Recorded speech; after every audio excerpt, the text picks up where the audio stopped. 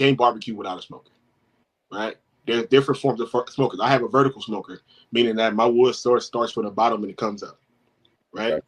And the reason why I like that, because even though I'm going low and slow, it's something about that vertical smoker that kind of cuts down the cooking time by a little bit. And if anybody knows anything about barbecuing, sometimes briskets take 18 hours. It's a long time to be outside. Facts. It's a long time to be outside, bro. Something happens, something beautiful happens within the vertical smoker where that almost get cut to 12 or 11 hours. That's why that's a lot of time right there. A lot of time. You feel me? That's why I like it. So I have a vertical smoker. So first thing you have to do is get a smoker. There's thousands of smokers. In the Carolinas, like we talked about, they use open pit smokers, old school, right? And in Texas, they use what we call it's like an old propane tank. It's called an offset smoker. Okay. But the thing about those offset smokers, the airflow moves like this and come over.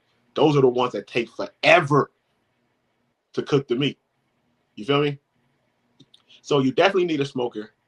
You definitely need to pick a wood you like. Now they have all type of wood. Like I said, I'm a fan of hickory because hickory is in the middle. Mesquite is a little too strong, and sometimes it'll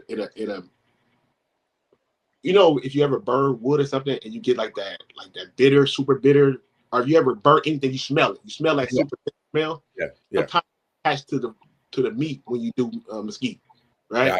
Yeah. Okay. So you don't necessarily want that, right? So I'm middle ground. I like hickory, but they got a bunch of wood. They have oak, they have almond, they have peach woods. They have a bunch of wood. So then go and try out and pick the wood you like. Mm-hmm. After you pick the wood you like, you found your smoker that floats your boat. Most people, like you said, you want to start off. Get your pellet smoker. It's the easiest thing in the world, right? So you start off with the pellet smoker, whatever you take. So you get the smoker, you find you a wood you like, and then you start off with a cut of meat that's forgiving, like a pulled pork. Okay. Quote unquote mess up on that, and it's still because you chopping it up, put a barbecue sauce on it, put it within the sandwich, and then eat it. Once you master those foundations on those simple things, then you can move on to different cuts of meat. Gotcha. And go from there.